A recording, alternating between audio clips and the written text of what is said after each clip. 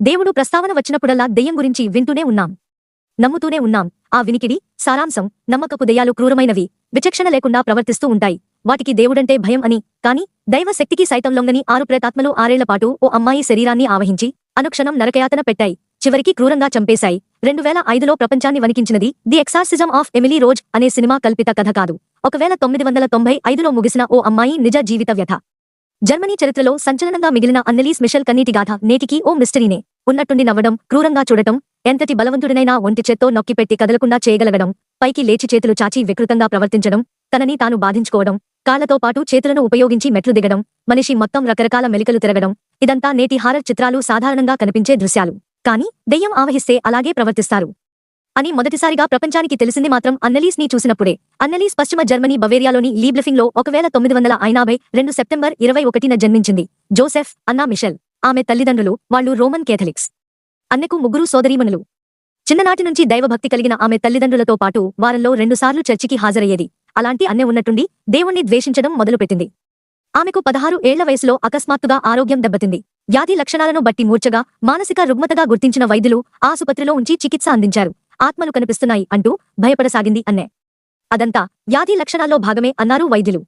దేవుణ్ణి ప్రార్థిస్తున్న సమయంలో ఎవరో నువ్వు నరకంలో కుళ్ళిపోతున్నావు అంటున్నారని చెప్పేది ఆ అమ్మాయి. దాన్ని మానసిక సమస్యగానే పరిగణించారు. జీసస్ చిత్రాన్ని చూసినా, సిలువను చూసినా వింత వింతగా ప్రవర్తించడం మొదలుపెట్టింది. దైవ క్షేత్రాలలోకి వెళ్లాలంటే భయపడేది. బలవంతంగా ప్రార్థన స్థలాలకు తీసుకుని వెళ్తే నేల కాలిపోతుంది, కాళ్లు మంటలు పుడుతున్నాయి అనేది. అన్ని ప్రవర్తన చూసిన ఆమె స్నేహితులకు, కుటుంబ సభ్యులకు ఆమెకు ఆత్మ ఆవహించిందా అని అనుమానం బలపడింది. అదే భయంతో అన్నెకు భూత వైద్యం అందించాలని చర్చి ఫాదర్ ఎర్నస్ట్ ను ఆశ్రయించారు. అయితే అప్పటికే భూత వైద్యంపై కఠిన నియమాలు ఉండడంతో వెంటనే అనుమతి లభించలేదు. చివరికి అన్నె స్వయంగా చర్చ ఫాదర్కు లేఖ రాసింది. నాకు ఆరోగ్యంగా జీవించాలని ఉంది. నా గురించి ప్రార్థించండి.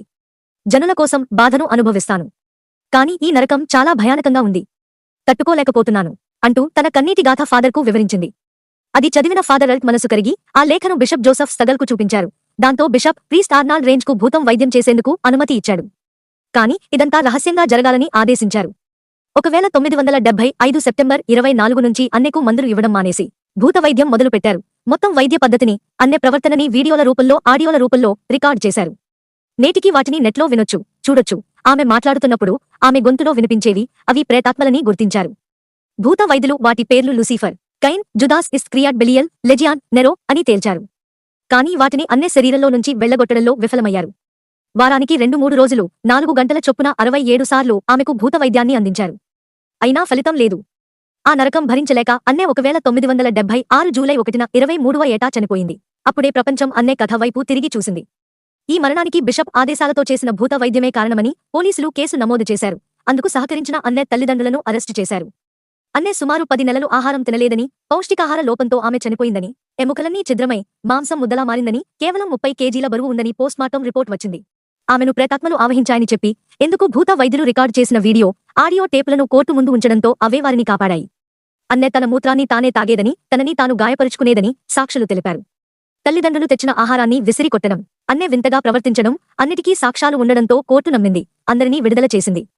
ప్రేతాత్మల కారణంగా చనిపోవడంతో పద్ధతి ప్రకారం అంత్యక్రియలు చేయలేకపోయాం.